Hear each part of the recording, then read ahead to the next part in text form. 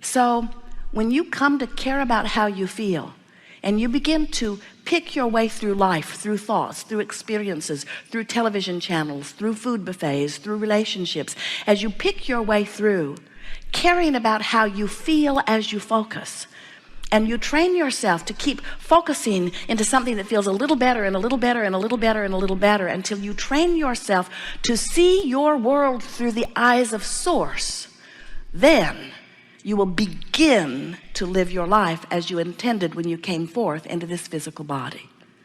Not one of you said, I'll go forth into a human form, but before I get there, get it all cleaned up.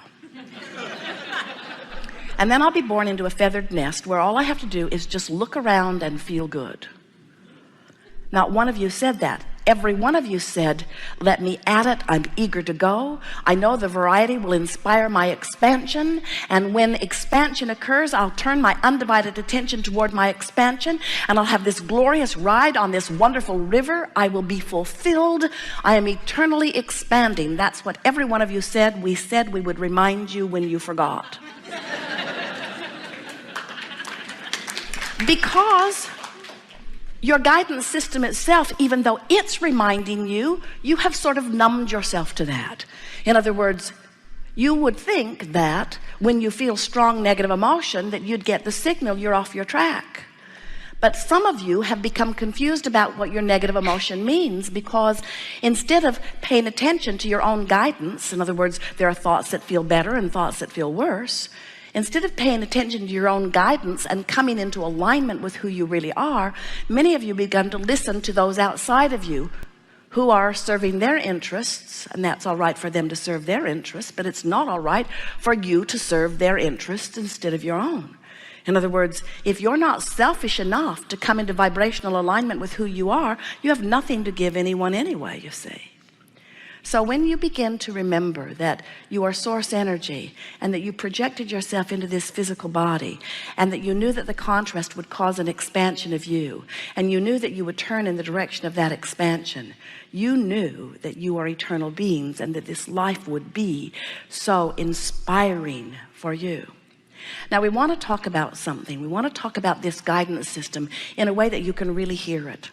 And as you listen to this explanation, it is our knowing that you will come into alignment with that which you knew when you made the decision to come forth. This will resonate at very deep level.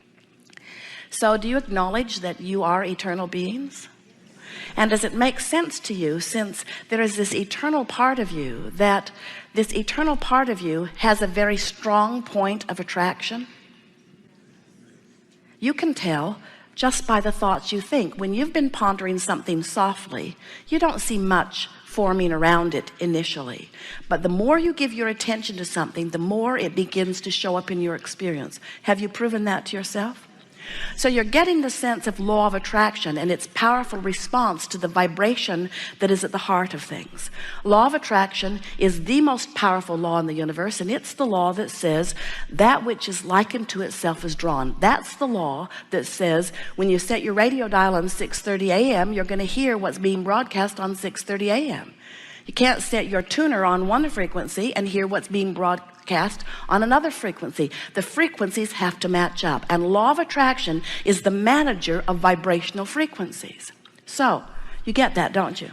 To some degree. In other words, Esther loves it even today after all of these years. We've been talking to Esther and Jerry about law of attraction since 1985, and even today, when Esther is on her way someplace and she will say, there will be a parking place right in front for us. I can see it in my mind's eye. And I like those when somebody backs out just as I back in, just as I come in, because those are the ones that I can feel are really being orchestrated for me. And never, ever, ever does she pull in there and feel that car pulling out that she isn't thrilled with the power of law of attraction.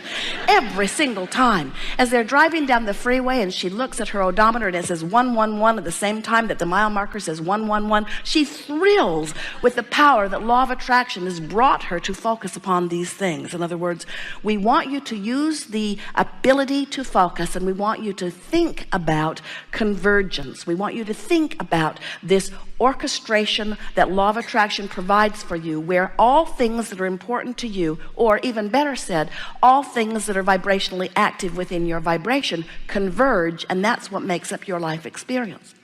So we can feel that you're sort of getting the idea of law of attraction, but we want to give you another awareness of it. And if you can hear this in the powerful way that we are projecting it to you, a whole new understanding of life and emotion and creation is going to erupt within you. So you acknowledge that you are eternal beings, yes? And you acknowledge that you've been in this physical body for a while, yes? And the relationship time-wise between the amount of time in this body is, and this eternal you is something else altogether, yes? So you've been in the process of becoming this God self that is you, yes? You're getting the sense of who you really are in relationship to who you really are? Who you really are. Now, we're not wanting to diminish who you are in this physical body. We just want you to think law of attraction has been responding to this part of you for a very long time. Do you get that? And can you imagine what kind of current is being summoned toward that part of you? So now consider this. So here you are, this powerful, attractive being, and you come into the physical experience where you bang around. You don't know what you're doing. You're sort of blind and little and bald and you have no teeth and you're banging around. And you're exposing yourself to all kinds of experiences, and you give birth to rocket of desire after rocket of desire, which, this is the part we want you to remember, source energy rides those rockets of desires and becomes the non-physical vibrational embodiment of the new expanded you. Can you feel that?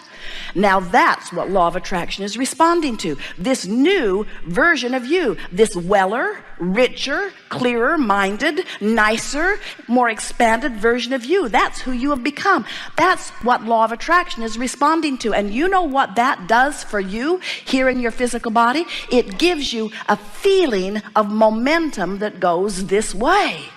We want to call this downstream. In other words, it's this effortless downstream calling.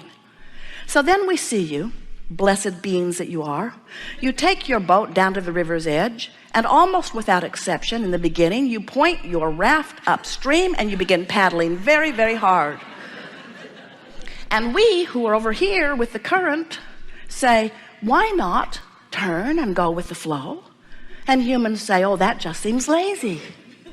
Or they say, everyone I know is paddling upstream. Or they say, all the rewards and monuments and trophies are given to those who struggle and strive.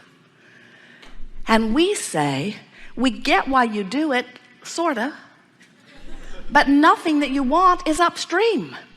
Not one thing that you want is upstream, because we have seen the way the universe plays out. In other words, we know that everything that you want is being held by the you that is really you, and that law of attraction is dominantly responding to that evolved version of you, and that's what causes the momentum of the stream. So when you get that and you begin choosing thoughts that let you move in the direction of who you really are, you feel wonderful. And when you choose thoughts that do not let you move in the direction of who you are, you don't feel so good. So downstream is closing the gap between you and you. Upstream is widening the gap between you and you. And everything about your emotions is letting you know about that. We are eager to talk with you today about anything that is important to you. And we want to help you to find more and more downstream statements. We want you to realize that while we're all the time crowing about love and appreciation and joy and alignment, which is where you perceive your freedom and empowerment, and we are not proponents at all of despair and fear and disempowerment, we want you to know that if you're over there in despair, you can't all of a sudden jump over here to appreciation. It's not possible. The frequencies are too far apart, and you don't need to do it anyway. Sometimes our physical friends listen to us for a while and they leave with a sort of attitude of, oh well, even though I'm in despair, I'm going to figure out how to get a motor on my boat, and I'll go down there to where love and appreciation and joy are. And we say, you don't need to put a motor on your boat. You don't need to turn your boat around and begin paddling downstream. Just let go of the oars. When you let go of the oars, the stream will turn you. And if you understand anything about what we've been giving you here, you've got to get the sense that this stream is moving toward this expanded version of you. And when you stop the struggle, which is the only thing that's got you pointed upstream anyway, when you stop feeling unworthy, when you stop not liking yourself, when you stop hating others, when you stop looking for reasons to feel bad, and you begin looking for more reasons to feel good, you will be on your way, and quickly.